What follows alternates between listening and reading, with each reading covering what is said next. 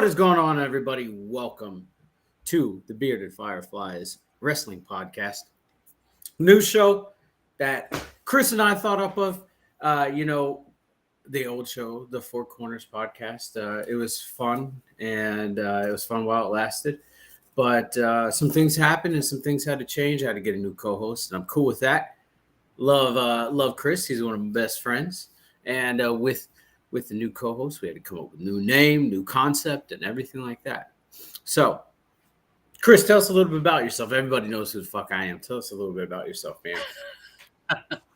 Well, first of all, thanks for thinking of me to be a co-host on here. Been watching wrestling since I was about 7 years old. Obviously, as you can tell, spend money. I'm invested in WWE. Have watched it forever. Number one favorite wrestler of all time is John Cena. We've had that conversation a million times. Glad you're starting to come around to him. Yeah, man, I've been a WWE diehard forever, man. I didn't really watch too much of WCW, but I am aware of the things that has gone on in the company. AEW I've given a chance here and there. But yeah, WWE's been pretty much my whole life. Yeah, man. Yeah. So tell us, what is your first match you remember watching? Oh, my first match. The earliest memory that I have is probably Big Show and Boss Man. I think is like one of the first matches I remember. I do kind of remember some early like Austin Vince stuff, like the Ministry of Darkness and Austin stuff. I remember those segments. I've been watching for so long, it's hard to remember the first one that I ever watched, you know? Oh, yeah. All right. And what, in your opinion, is your favorite match of all time? Oh, man. My favorite match of all time has to probably be Triple H versus HBK at the Royal Rumble. The Last Man Standing match, I think, had probably the best ending I've ever seen to a match. I don't think there's too many matches that touch that match. Yeah, is that the one where Triple H took the sledgehammer to his back? No, so that was SummerSlam. That was leading up to this Rumble match. Yeah, because that was where he took a break. HBK. Yeah, right. That return for HBK was incredible. When Triple H turned on HBK, I'll never forget my reaction. Like, this is the craziest shit I've ever seen in my life. I remember seeing that. And I remember watching like when Triple H was when they came out, right, and they were trying to do the DX thing, and he hit the pedigree on Shawn Michaels. I was like, oh shit! One of the craziest things. That's back when I thought wrestling was real. It's still real to me, damn it! Still real to me. Why would you do this? Yeah, but yeah, it's pretty crazy, pretty insane. So. After all these years, what keeps you engaged in wrestling as a fan? I just think the way that wrestling just continues to evolve, whether it's talent, whether it's character, for anybody who has known me for a while, I wasn't the biggest Roman Reigns fan in his babyface run. And I think a lot of people can probably make that statement too, because he was a very poor babyface. Vince just booked him into an oblivion. And I loved him in the Shield.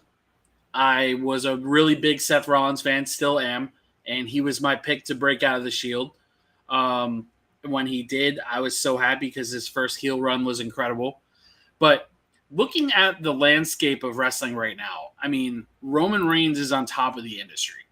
And he has single-handedly changed how the business runs, has had a outstanding title run, and is arguably the greatest character since Rock and Austin, maybe Cena.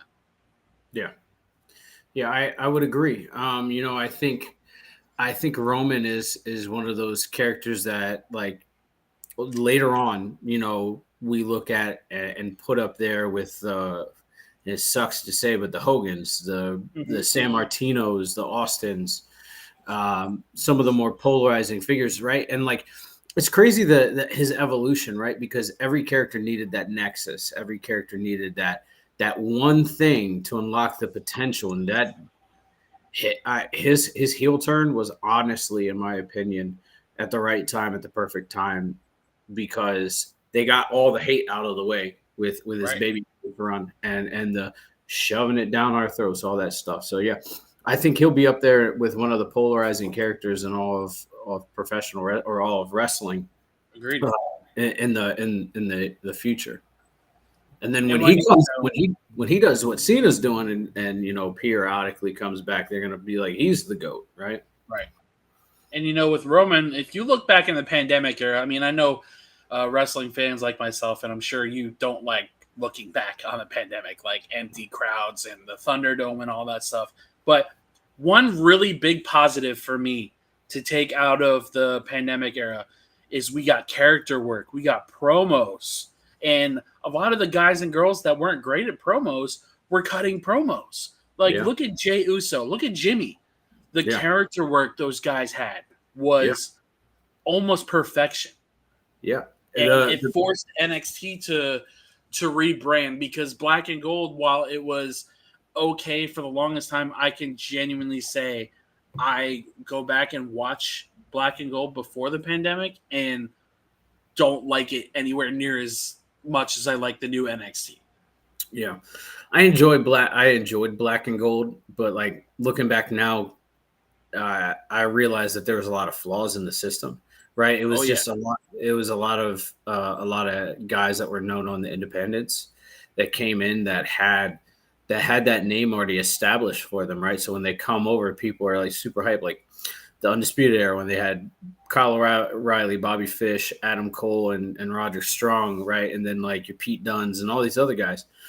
They already had a name for themselves, whereas like now these men and women that are coming into NXT have to make a name for themselves. There is no coming from the independents anymore. Like they have to make a fucking name for themselves. And the right. fact that you got your Tiffany Strattons and your Braun Breakers, like Braun wasn't even a wrestler prior to this, which is impressive in its own because the man Same moves with like Tiffany. yeah, they move like they've been doing it for years. Right. And not that I completely dislike the indie stars, because there are some remarkable talents, but there are very few that get every aspect of the business. If there's one thing I don't like, it's spot monkeys. I don't like people that constantly feel the need to throw 45 spots in a 5-minute match. Yeah. Like look at guys like Vikingo, for instance. One of the fastest guys I've ever seen in my life, right? Mm-hmm. Last night, they did a spot that went all over Twitter where he did a suicide dive so fast, he smacked his head on the announcer table going like 20 miles an hour. And it's things like that that make me dislike indie wrestling, because it's like, okay, when is enough going to be enough? You're going to wait until somebody passes away, heaven forbid, in the ring, like Owen Hart did. I mean, I know it's two different situations, but it's going to get to a point where somebody's going to either be paralyzed, somebody's going to lose their life in that ring before you say enough is enough. And you look at the new landscape of NXT where, yeah, there are those indie level talents in there, but the difference is we have that connection between the main roster and NXT now. Sure, you can blame it on Vince of all the failed NXT guys, but you also got to remember Vince McMahon is working with casual fans. He's not working with full sale indie crowds. Yeah. And that's where I feel like, sure, I agree, Vince ruined a lot of talent and a lot of potential. But at the same time, I'll use this example forever. You remember the Ascension? Yeah. When they were in NXT, they were over as hell in Full Sail. And again, we're talking about a Full Sail indie crowd. The second they went up to the main roster, they completely flopped because they didn't have character. They couldn't do promos for shit. And again, people can blame Vince, but at the end of the day, Triple H is just as responsible for those talents' failures as Vince was. Yeah. Yeah. Absolutely. I think you got very lucky teams or very, very lucky individuals who come up to the main roster and they make it big, right? Yep. And I think, Seth Rollins, Big E, Roman are three of the big names right off the top of my head that made it when they got to the main roster, and it wasn't even right. Finn's another one. Damian Priest, Riddle. Yeah. Oh my God, yeah, right. And but you got all these names right that made it big when they got to the main roster because they understood the concept of everything that Vince was trying to cover, and they were just over as fuck when they came over. Yeah. I mean, and I know you're not much of a fan of FTR or the Revival, but they were another. I like them. Okay, just not as people. Yeah. When they're, in my opinion, one of the best tag teams alive. Easily. Them and the Usos, yeah, and they're two of the best tag teams alive with the Usos and FTR, and to be honest, when they came up and they made their main roster debut against New Day, I freaked the fuck out. I marked the hell out. Right? And then, do you remember what happened after they debuted? They got hurt.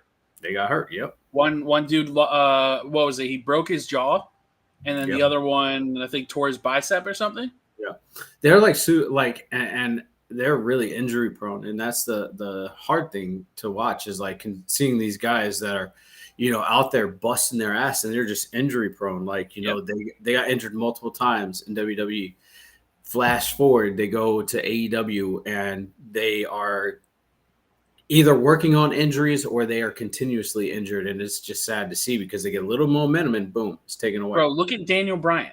Look at how much Vince protected that man. He has been injured, what? This is the 5th time since he's been there? Every high-profile match he gets injured. That's what I'm saying, bro. And it's like, I have nothing wrong with dream matches. Like, okay, cool. He got to face Okada. Broke his arm the first time. Now he has a broken orbital bone? Like, come on, bro. Like, and that's what the thing that bothers me about indie fans, and I'll put AEW fans right there with indie fans. They're bloodthirsty. They do not care about a wrestler's health. And I know that may be a little harsh to say out loud, but let's call a spade a spade. MJF was right. Rey Mysterio was right. All these fans don't care about these wrestlers' health. And it's going to take somebody dying in the ring for that to sink in. That is one of the main reasons why I don't actively pay attention to AEW anymore. Yeah. Look at what happened with Kenny Omega and Ospreay. He spiked Ospreay, or he spiked Omega on his head. Yep. I think that certain spots, blood spots should be in matches, but not all of them, and that's why I have a problem with Mox. Right. I love watching Mox. I love his character work. I love his attitude. And I love his in-ring work, but what I have a problem with is watching him bleed every match. And it's literally every match. And it's like, how much blood are you going to have to lose before you have to get a blood transfusion? Right. And people can say, oh, it's just bleeding. I mean, that's cool, but still reality is it's happening. And it's happening on free television. Yeah, and there's nothing special about bleeding anymore. If you look in the Attitude Era, which everybody hails as the best era, in my opinion, I don't think it was. I don't either. Yeah, we'll get into that. We'll talk about that. But there was blood almost every night. Every show. Yep. Every show there was blood, and it took the appeal out of it. I remember watching like The Undertaker versus Austin in the first blood match, and I was like, well, this is... Was that when Austin was already busted open? Yep, he got busted open on Heat and then had to do like early on in the night. Yeah. Okay, I remember that. Yeah, he was busted open on Heat, and then that match was for the WWF Championship at the end of the show, and so they had time to stitch him up or whatever. I mean, it was cool, but like you get matches where or periods where there's just blood every night, and it's like, well, there's nothing special about blood anymore, right? I remember okay. I don't know. You might be too young or may not have seen this match, but Austin versus Bret Hart at WrestleMania 14. Of course. Yeah, of course. That was a polarizing. He passed out from blood. Yeah. That was a polarizing moment because that was one of the times. And they ruined it. Yeah. And then they ruined it. Because now Wheeler Yuta is overdoing it. Yeah. Elisa Aste says, what's up, guys? How are you doing? What's going on? Thanks for joining in the conversation. Yeah, Yeah, thank but now you got guys that are just fucking bleeding all the time, and yeah, it's not appealing. It's not enjoyable. right. Um, Like, remember when they brought Nick Gage into AEW yeah, and they started doing death yep, matches and light tubes and the pizza cutter and shit? It's just like, all right, bro. Like, at some point, you just have to draw the line on what these talents can do. And that's why I respect Vince, because Vince put his foot down on a lot of bullshit. yeah. Yeah, I mean, if you look, Vince has put his foot down on a lot of bullshit, right? Like unprotected chair shots went away after the Benoit incident. And yeah, I mean, granted, Yep. we can look at Benoit and point the fingers 1,000 different ways, but the fact of the matter is concussions are a huge part of today's mental health society, right? And so, Look at Mick oh Foley. yeah, Mick Foley's oh yeah, another oh one. yeah, oh yeah, and watching these men and women take some of the spots that they take, it's very like, oh fuck, hope they're not really hurt. And you know what really bothers me is when you got guys like Mox who will openly say he wants better concussion protocols, right? Meanwhile, he'll work the same style matches. He'll still do all the same BS that's going on in the ring every single week. And he gets concussed the first 5 minutes of his match Yep. because of stupidity. Yep. Yep. Elisa says about wrestling, my favorite is Hulk Hogan. Mine was Hulk Hogan when I was a kid, and then I grew up and I started really enjoying the work of Macho Man and Mick Foley. She says Mick Foley was OG. Yeah, Mick Foley was. I got to meet him in 2019. Hell of a human being. But yeah, and I think that taking these spots and putting your life at risk for the entertainment of other human beings, regardless of as to who they can be the president of the United States or Jesus himself. The fact of the matter is it's not worth it. You're risking longevity of your life, Right. and I mean, for fuck's sake, if we're looking, like, let's take wrestling out of the equation and look at Bruce Willis. That man did a lot of his own stunts, and now he's suffering from it, right, because of the concussion. Yep. So, yes. And look at instances like at All In, that match with Joe and Oh Punk, yeah. that clip that went viral of him stabbing himself in the forehead. Yep. It's And it's just like, bro, it's nonsense. blood is not something that needs to be in wrestling anymore. I'm sorry. Nope. I agree. All right, but the purpose why we are here to talk about the weekend wrestling. What happened, and a week ago today, actually, I was in the middle of watching it at this time last week, was Crown Jewel, and Crown Jewel. Yeah, but Overall, if you had to look at Crown Jewel and be like, success, flop, what would you say, Chris? I would say it was very successful. I think every match delivered. I think Rhea Ripley probably looked the best that she's ever looked in any women's match. Um, Kyrie Sane coming back was really wholesome.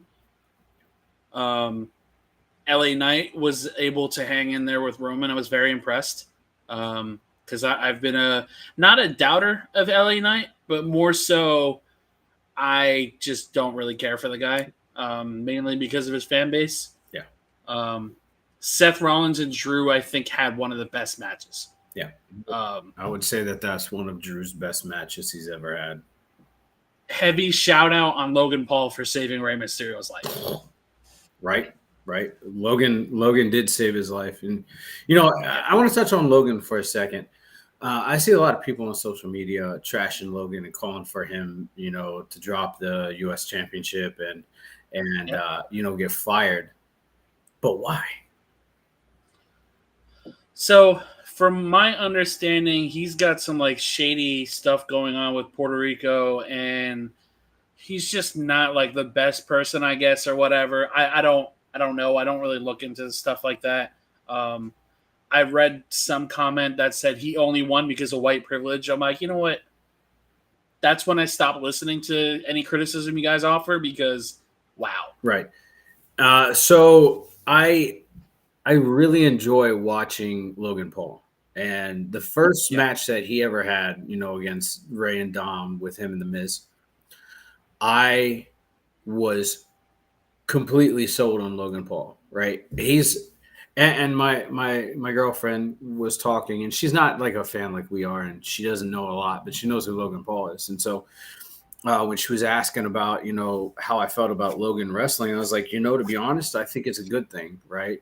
Like if you can perform in the ring and you can sell and you can work a mic and you have great ring presence, I think you should. And he checks all the boxes, man. And just over time, his match with Roman, his match with Seth at WrestleMania, even his other the matches that he's been having recently, dude, phenomenal, fucking stellar. And now the fact that he is U.S. champion, he did announce that he's retired from boxing, so he's going to be coming. Yeah, He's going to be an active part of the roster, and that's exciting because I want to see more of Logan Paul. Right? agreed. Maybe we hate the name, but I enjoy the fucking performance that he gives. So, speaking from outside of wrestling, obviously you and I are both really big on mental health in the Yep. community. Um, there was an instance, and I don't know if you know this or remember this. There was an instance of him going into the suicide forest, Yep. filming somebody who was gone. Yep. He long since apologized since that. He donated to the Suicide Foundation, and I feel like he's buried a lot of the demons that he had. I think he is growing as a person, and even more so now that he's with WWE because he's got a bigger spotlight than he had before. I mean, sure, he has a big following, Yeah. but now he's on a global audience on television. So I think WWE is like the best thing for him in terms of growth as a man and everything that he's doing with his platform. Absolutely. Because you had Michael Cole talking about this guy's boxing match. Like, the dude's a star, and he's going to bring in ratings. And to be honest, I don't see his brother being too far behind him. See, I don't know, because I feel like Jake is kind of, how do I say this? I think he's got a rougher personality than his brother does. Yeah. And I just don't foresee him coming to WWE. If he does, cool, but I don't know. I don't see him having the dedication that Logan does. No. I mean, I don't think it would be a full-time schedule. It'd be cool if he showed up every once in a while, But Yeah. Okay, so moving off of Logan Paul, and we're gonna move into into Crown Jewel. I really thought we were gonna get a cash in, to be honest. Yeah. When they put that World Heavyweight Championship match first on the card, I was like, we're getting it. And then they teased it, right? And I was like, fucking yes, it's happening. And they swerved it again. Why do you think they're waiting? I think they're just trying to test the waters on both reaction and if Damien's ready for that spot. Not saying that he couldn't carry it, but I just think he needs to be away from Judgment Day first to solidify him as a champion. Like, yeah, the cash in is quote unquote a heels prop, but I think that him cashing in on Seth when Seth is beaten down and battered, that's great. But what if he cashes in on a heel Drew if Drew's the one to take it off of Seth? Well, think about it. I'm looking at it like this, man, and I see it from the perspective that you're sharing, but I also am looking at it like this, man. We always say that the championship doesn't make the man, right? Mm-hmm. But there's one instance where that was not true, and that's Edge. That cash in that he had at Revolution, I think it was New Year's Revolution. Yeah, New Year's Revolution. Yep. That cash in catapulted him, literally easily catapulted him into Seth Rollins too. Yeah. It catapulted them because they were stale, man. I mean, earlier that night, Edge lost to Ric Flair. Right. He lost the Intercontinental title to Ric Flair, but then cashed in later on, right? So, like, I think that if conceptualized right, like you and I had talked about different scenarios where it could be cashed in with Damian Priest, and I think that would catapult him into superstardom, right? And like he would thrive in that shit, because like look at every situation he's been put in, and he's thrived in it, right? Even working with Johnny Gargano and Leon Ruff, I think his name was, phenomenal work. But um, I think that he would be put in that category of being catapulted into superstardom, where he is, where he's forced to step up his game, and I think he will in a big way. And the best part about him is he's no longer a work rate wrestler. That's what he was for a really long time. Even in NXT, he was super work rate. Yeah. And not that I completely hate work rate guys, because I love Johnny Gargano, but I unfortunately don't really see much success even with this DIY thing right now. Just at the moment, because it doesn't really seem like they're going anywhere with it still. And that's based on reaction. That's based on how it's being booked, because the Creeds already went over them. Like, it's like, okay, the Creeds are obviously stars. Yeah. And, you know, you got guys like Damian Priest, who Vince almost fumbled. Yeah. He almost fumbled with the stupid facial expression thing. Yeah. Not many people remember that Damian Priest, and I'm glad I almost forgot it. Yeah. But, you know, I saw his match at WrestleMania. Wait, was it WrestleMania he had a match? No, it was Biggie and wait, no, he had a match at WrestleMania, didn't he? Yeah, I want to say it was against Sheamus. Maybe I'm wrong. The US title, Yeah. right? No, that was Sheamus and Riddle. Okay. That's what it was. Okay, yeah. Okay, so never mind. He didn't have that WrestleMania that No, I he went had- to match. He had against Bad Bunny with Bad Bunny the year prior. Right. But, you know, I think Damian needs a little bit more time with Judgment Day. And I wouldn't mind seeing him cash in at the Rumble, truthfully, or even a WrestleMania cash in, because the last person to do it was Seth Rollins. Yep. So what better person to cash in on than Seth Rollins? You know what I mean? Truthfully, I don't want to see Seth hold on to it that long. I love Seth, but I think it's time that we get a credible champion. Yeah. Not that he's not credible, but I want to see a contender that can take it off of him. Like Shin, everybody's like, "Oh, why didn't Shinsuke win? Why didn't Drew win?" I'm like, okay, now let's look at it. If Shin won or if Drew won, what can either of those guys do that Seth can't do? Right. Seth can talk.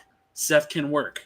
Seth has the crowd in the palm of his hands. Mhm. Regardless if you guys hate him, Seth is the champion for a reason. Yep.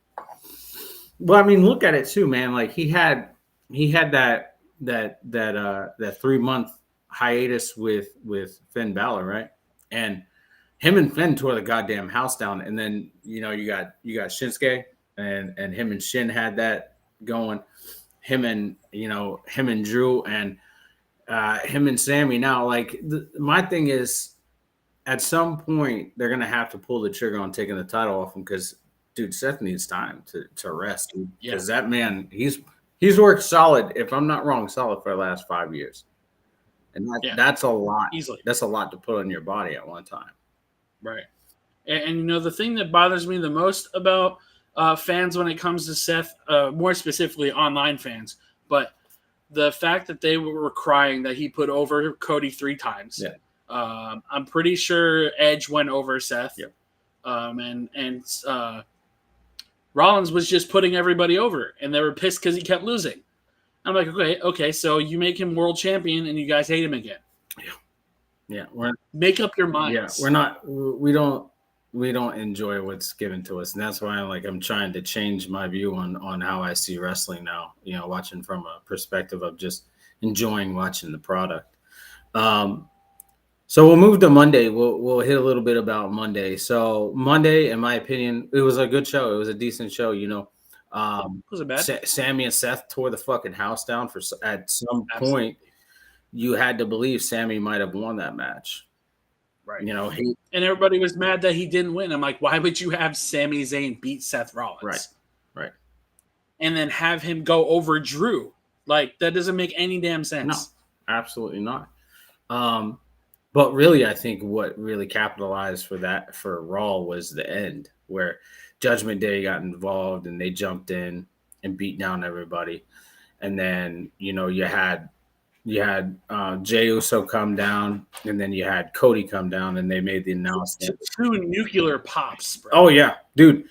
I've never heard those guys get a louder reaction. Jay is super over. Jay is super over, and I would love to see him with a singles title, but I don't see it happening. I don't see it.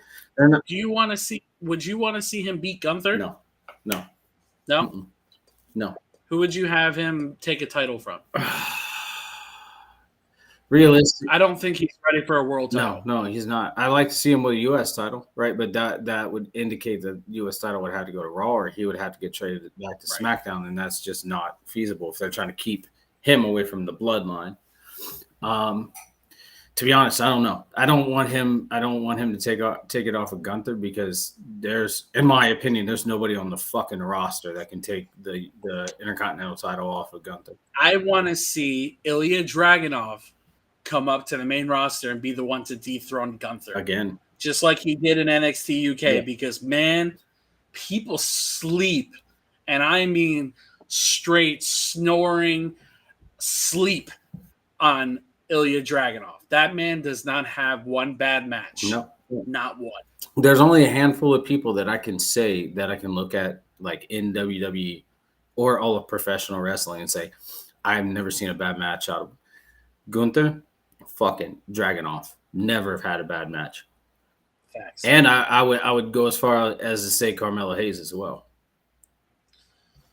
So here's my thing with Carmelo. I'm a big fan of Carmelo. I have liked him since he debuted in the company. I love the way that he debuted in the company, because obviously I'm a big John Cena fan. My thing with Melo is I don't like tweeners. Yeah. I don't like on the fence babyface, on the fence heel. Yeah. Give me one or the other. And again, this is just old school mentality. Yeah. I don't like the tweener shit. Mm-mm. Like, it worked for Austin because Austin is a larger than life character. Yeah. Melo is not that at all. No. Trick Williams is a bigger star Yeah. than Melo. Yeah.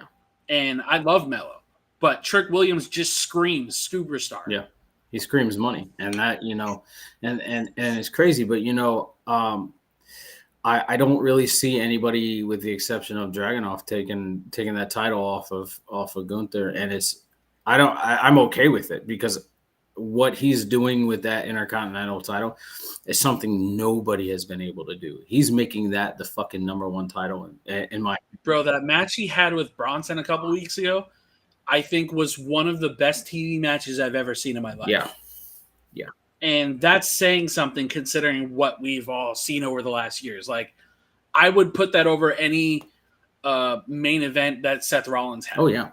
Well, see, the thing is I feel like they were putting Bronson Reed in positions to not be successful, as much as he tried. And then when he got released and he went to New Japan, he really honed, the Noah character, and then came back or the Jonah character, and then came back and was just brought it with him. And I loved it. I loved every bit of it. And I love every bit of what he's doing now. So I think the thing with him is he was good in NXT, and then when it came to being called up, again, this is another hole in the black and gold conversation like we had. He didn't have a character. No. He didn't have that wow factor. I'm like, okay, you've got a couple gears made as an homage to Bam Bam. That's awesome. What do you bring that's going to make these fans give a shit? Yeah. And when he got brought back, I was against it. I was vocally against bringing Bronson Reed back, and mainly because of his temper tantrums on Twitter when he got released. Yeah. And again, it's not a great feeling to lose your job. No. It's not a great feeling to get fired or let go or leave a place of employment. But there's a professional way to deal with it, and he didn't take that route. Absolutely. And I was like, okay, let Bronson stay the fuck away. I don't want to see him. Yeah. But when he came back, and I was like, okay, I'm going to give him a chance. I was like, I'll give him a month, maybe 2 months, just to see where he's going to go. Yeah. Man, when he started getting reps in the ring and he was able to start delivering again, I'm like, okay, this is the Bronson I loved in NXT, and now we're seeing it tenfold. I love Bronson. Yeah. Yeah. And the Fatal 4-Way match, we talked about it before we hit, go live. And that fatal 4-way match was actually really good. We talked about the botched finish, and I think that it was botched maybe potentially for a reason, setting up for something. But Yeah. if they're planning on putting the Intercontinental title on the Miz, that could be cool. I don't think he should be the one to take out Gunther. I think No. that'd be a huge mistake. I do too. Like babyface Miz is arguably an incredible move, Mhm. especially under Triple H. Oh yeah. Because I've never seen that man work as good as he did on Monday. Mhm. Like I was blown away. Yeah. But for all the talent that Gunther has ran through, no, absolutely not. No. If they would drop it to Miz, then everybody else that Gunther went through it, I feel like it would be like all for nothing. Like it has to be something. It has to be something where you get somebody that is of the same caliber, if not better. You know, I mean, fuck, dude. If they even called up Tyler Bate, which I don't see them doing anytime soon, but if they called up Tyler Bate, I could see Tyler Bate taking it off him. But I don't. Here's my problem with Tyler. And I was having a conversation with somebody about Tyler Bate on NXT because he's like, oh, I don't really care for Tyler because he just works way too indie. And I said, so the problem with Tyler is, again, he's from that black and gold era where none of them were forced to improve. Mm-hmm. And his scapegoat was Trent Seven. Mustache Mountain was really over. Mm-hmm. Now that he doesn't have Trent, he's just kind of doing his same old spiel and hasn't evolved. Yeah. And if he gets called to the main roster, I don't doubt Triple H can make him successful, but I don't see Triple H making him believable enough to beat Gunther. Not like Ilya. Facts. Because when you look at Ilya, you look at a badass. You look at a Russian who would probably destroy everybody on that roster, including Roman. Oh, yeah. And that's a bold statement. Yeah. So at the end of Raw, they announced that, or Adam Pearce announced that they are having War Games with the Judgment Day against Cody, Jay, Sammy, and Seth. And I think that is a great move, but I feel like there's a plot twist at the end that we're not going to see. We're not going to see coming. It's either going to be, it could be a cash-in, because I don't think I've seen a cash-in at Survivor Series. It could be Drew turning and fucking, or Drew turning on everybody and helping Judgment Day to win. Bro, that is the most genius thing I've ever heard of. If they somehow did that and had Damian cash in the War Games match, that would be freaking insane. Look, idealistically, it could happen, and I'm going to tell you why and how it could happen. You get everybody going, they do the separate rings and then they battle in the middle. That's kind of like the final clash. And then you get every single person on the face team to get fucking chained to the fence, leaving Seth. Right? Damian pins Seth, but he just pins him to win. He just wins the match. And then he hands the briefcase over to the ref and says, "Here we go," and pins him. I like it. I'm not gonna lie. That would be another first that they can make very successful. Oh yeah, definitely. If done properly, it could be really successful. Or you could have Drew come in and wipe everybody out, right? Just fucking everybody. We're talking heels and faces, right? And then that leaves Damian to pin Seth. Definitely not a bad move. I think that he needs to do it on his own, though. I agree. I think him doing it by with somebody's help would make him look severely weak. Yep, I agree. Or have Judgment Day just destroy Seth and he be a part of it. Or just they should have Dom pin Seth. Oh yeah, Dom pin Seth at the end, ultimate. Please God, let it happen. or JD McDonough. You know what? I would love that for him because I'm a really big JD fan. Yeah. I think the absolute world of that guy. And I told him on Instagram, I said, bro, I know how hard you've been working. And I know this is a really big opportunity for you to go against Seth. And man, he did not disappoint. No, dude, that was a hell of a match. Yeah. And I think I would probably put JD in the same conversation as Dolph Ziggler in terms of selling. Yeah. Oh, yeah. Definitely. Like him selling the Crossroads on the table, I was just like, bro. Yeah. All right, we're gonna move on to SmackDown, and SmackDown last night was huge. It was huge. If Top you tier. didn't watch SmackDown, Chef's you kiss. missed a good fucking show. So it starts out where Ray's in the ring with LWO, and they're talking about Logan stealing the title, which I mean you can consider it a fucking highway robbery because of the brass knuckles that were used. And Carlito comes out, and Carlito shares that they shouldn't blame Logan as much as they should blame Santos because he left the knuckles on the ring apron. Now, Chris and I were texting. I was like, "Look, dude, it's coming," and we were debating on whether they're going to pull the trigger tonight, last night or not, and they fucking did in a big way. In a big way, Bobby Lashley had his matchup against Carlito. He beat Carlito, and then they were jumping Carlito at the end. Him and I want to call him Hurt Business. him and the Street Profits were Profit business. profit business. So we'll call them profit business. Where the profit. By the way, dude, like I love the Street Profits as heels. I don't care. They're more entertaining as heels than they were faces. But I guess I think I'm just a heel guy. Who knows? I'm gonna get a shirt made. It depends on how the baby face is presented. Yeah.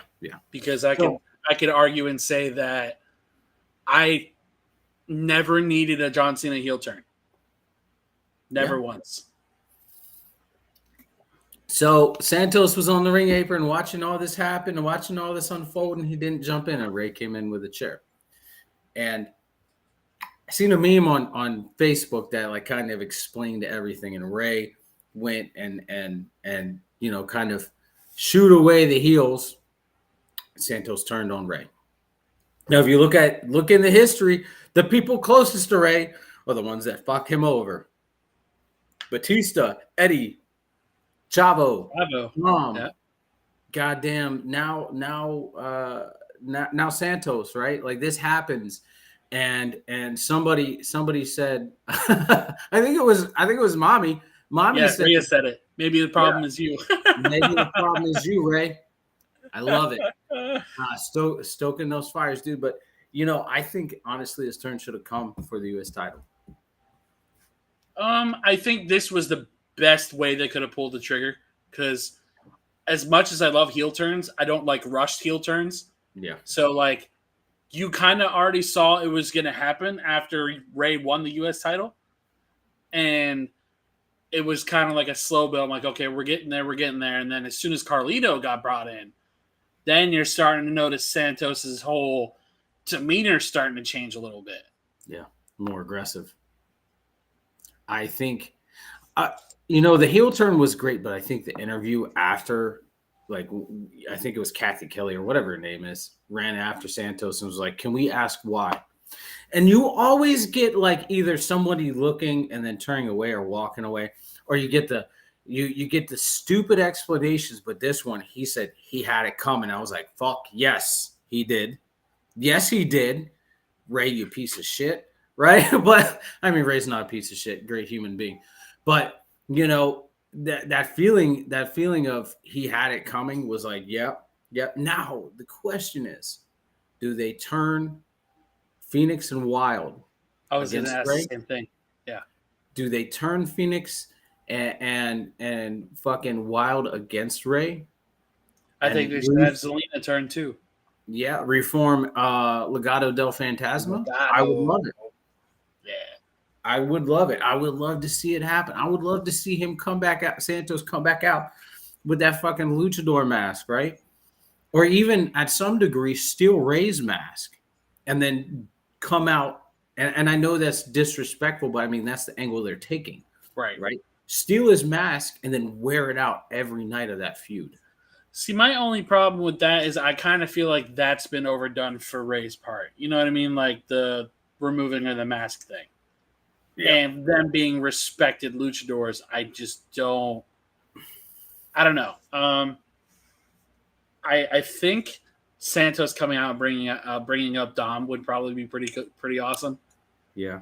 I think Zelina turning and being aligned with Legato or whatever they're going to be called now would be great because people have been shitting on Santos basically since he debuted on the main roster. Oh yeah. Why do you think it's a full turn that they turn everybody at one time, or do you think it's a I think it'll systematic be a slow burn. slow burn? I'm curious on Carlito's loyalties Yeah. because I don't like babyface Carlito at all. I actually hate it. Yeah. Because he just doesn't look like a face. Like at Backlash, I'm like, okay, this is awesome. Yeah. But then you look at now, it's just like he's running out for people. It's like that's not cool. Dude, I loved sitting there watching Montez Ford walk up, and he's like, "Oh look, it's Carlito. It's cool." Just they're dude, fucking when they split up the Street Profits, I'm gonna be so sad, but I'm gonna see. I don't think it's ever gonna happen. You don't think so? Just like the New Day, I don't think they'll ever split them. You think because one can't survive without the other. Very Same true. with the New Day. I would love to see a singles run for Montez, to be honest. Yeah. I think he could carry his own. I was very surprised they didn't have him win in the Elimination Chamber. Yeah. But at the same time, I get why he didn't. Yeah. Yeah. Now, with Angelo Dawkins, I think the biggest thing with him is he's so damn good, but without Montez, he's not shit. No, dude, and that's the thing, man. Like Dawkins has improved so much. When they first debuted Street Profits, like Dawkins had multiple tag partners prior to, and I could not get behind them, dude. But they debuted him with Montez, and like it was instant gold.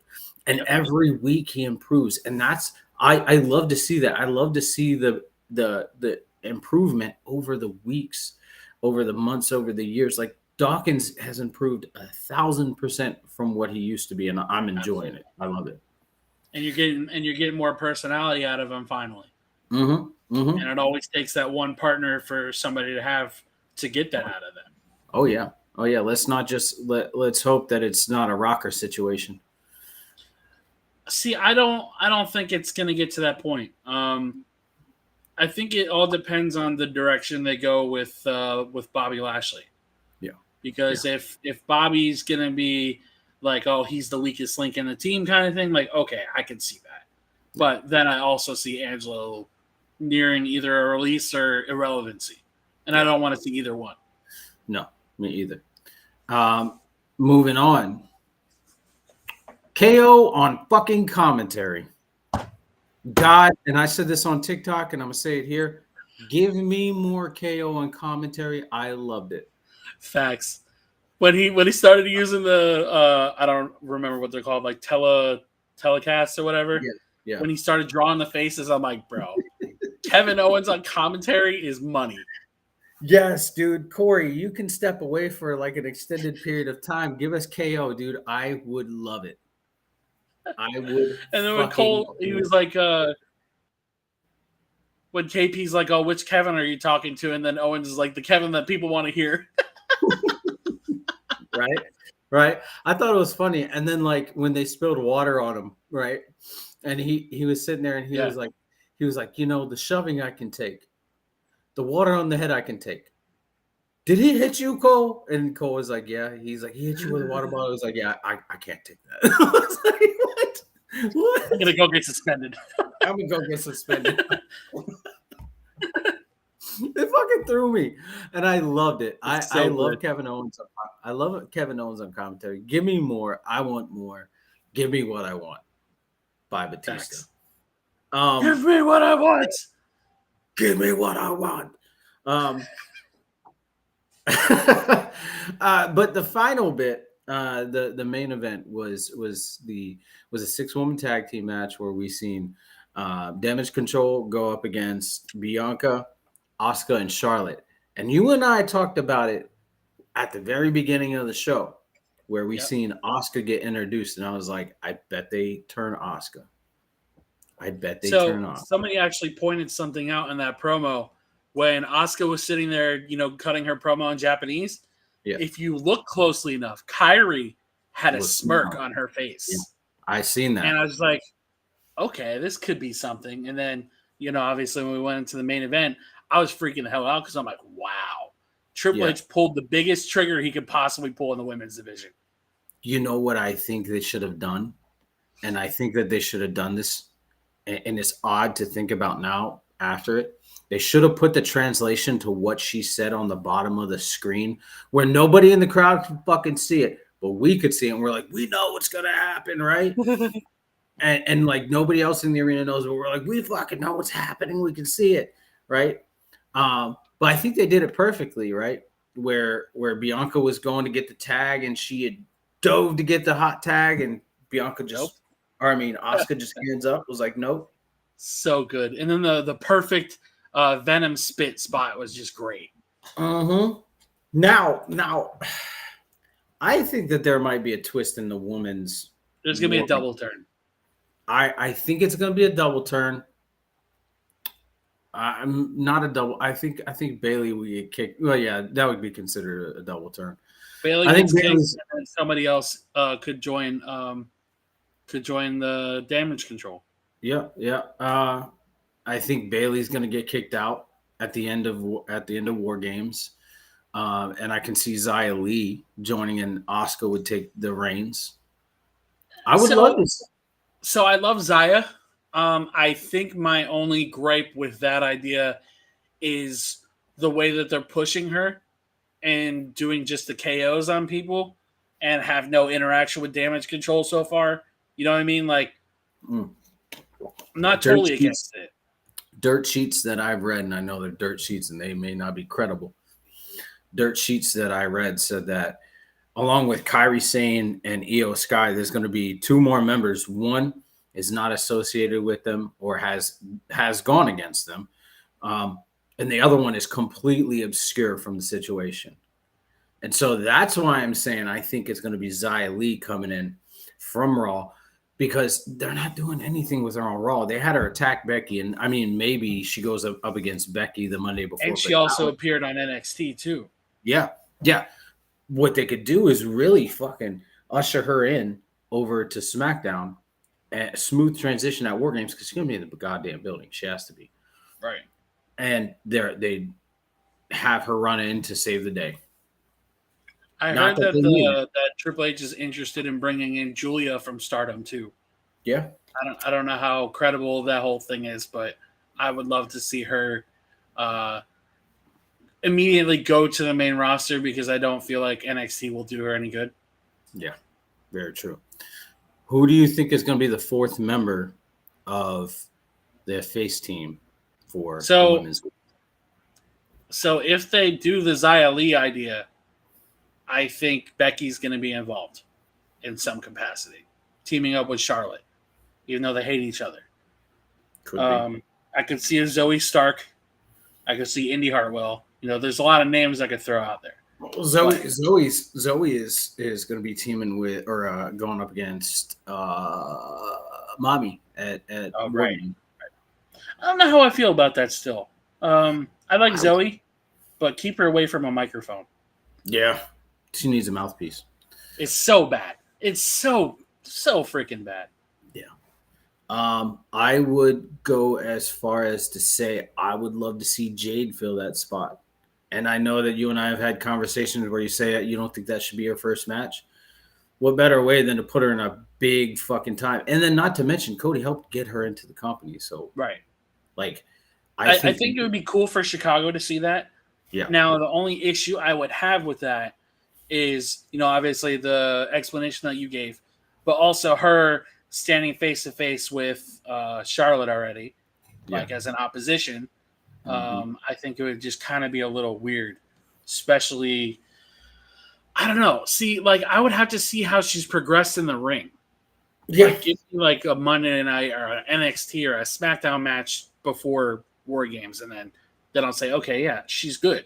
But if she hasn't improved and we're getting AEW Jade, absolutely not. Yeah. Oh, I agree. From my understanding, from what I've read, she's doing great in the ring. But I mean, then again, we're not seeing it, right? We're not seeing it on TV. Now, the huge speculation, and this is a name that I hate to bring up, and you're going to hate, and you're probably going to scoff at it. There's been a lot of rumors surrounding CM Punk. Pepsi Phil. Pepsi Phil, as I call him, CM Dumps. Now, guys, a little background. I used to love CM Punk, right? Like, I was a huge CM Punk fan, but all the toxic shit that happened, like I watched when he debuted in AEW and I loved it. I cried. Um, but all the stuff that people were saying about him became true, right? And like we don't know everybody's side of the story, but the side of the story we know is who Phil is as a fucking person. Um, Now there's a lot of speculation that he could sign with WWE. He could sign with Impact. He could sign with New Japan. Do you think WWE would sign CM Punk and have him debut at Summer or at Survivor Series because it is in Chicago? So I'm just going to start off by saying I was one of those people that was a fan of his once upon a time ago. The last time I cared for him was the Straight Edge Society. Anything after that, didn't care. I was genuinely shocked when Tony Khan was able to bring him back into wrestling. But the second he came back and picked up a microphone and immediately started going after WWE like he has been on podcasts forever, I knew which way. I know the direction it was going to go. He had the feud with MJF where they name dropped so many WWE guys, that name dropped John Cena, that name dropped Miz, so on and so forth. Yeah. After that first media scrum, I'm like, okay, this is going to go one of two ways. Either this is going to be worked out backstage because Tony Khan is a quote-unquote great boss, which he's not, and things are going to get resolved, and they didn't, or it's going to get worse, and it did. And then the whole Jungle Boy thing happened. Yep. From what I've seen on Twitter, from what I've seen people write, whatever, there are some people that think that Tony Khan is working everybody and that CM Punk is still in AEW. But at the same time, that's what they think. Why would CM Punk be trolling on his MMA events with a guy wearing a WWE card in his suit? Why would he be replying to WWE guys on Instagram? I think WWE has either helped AEW work us into the ground, or we're going to see him return, which I genuinely don't want to see. I don't know. I'll believe it when I see it. I can't make speculation just for the simple fact of how bad he has floundered since the media scrum. So I'm gonna go with maybe. Okay. All right. I hope he doesn't.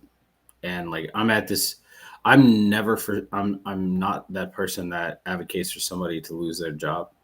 I advocate for Punk to lose his job. And right? I think Jungle Boy should have lost his too. Yeah. Oh, definitely. Both very unprofessional, especially on their biggest stage. Right. So yeah, I don't know what they do if they bring Punk back. Cool, but there's going to be a lot of heat. There'll be a lot of heat, right? On both Punk and on WWE, and we'll see what happens from there. I mean, WWE loves controversy, man. We already know that. And the good thing about WWE is they won't let any of his bullshit fly. The whole locker room is not the AEW locker room. I would, and again, this is me just being a diehard WWE fan. I think there are more professionals in WWE than there are in AEW. Yep, I agree. But guys, everybody that's checked it out, everybody that's jumped in the comments, we had one jump in the conversation next week. We'd love to hear from you. Love to hear your opinions and what you got going on. What you enjoy about pro wrestling, what you don't enjoy about pro wrestling, or sports entertainment for that matter. We're going to occasionally bring guests on, right? It's not going to be an every week thing, but I got some friends on TikTok and some friends on Facebook, and I'm pretty sure Chris got some fans on both that want to come on, want to share their opinion. This is exactly what we're going to do. We're going to share our opinions, share what we like and what we enjoy about wrestling, about the weekly product. Sometimes it's going to occasionally be a little bit bumming, right? We're going to talk about the things we don't like because, hey, we have a voice and we can talk about it. But our opinions are not fact and our opinions are not reality. Let's just remember that. But yeah, so until next week, I hope you guys have a good day. Chris, you got anything to say before we leave? Acknowledge your tribal chief. Oh. But next week, much love.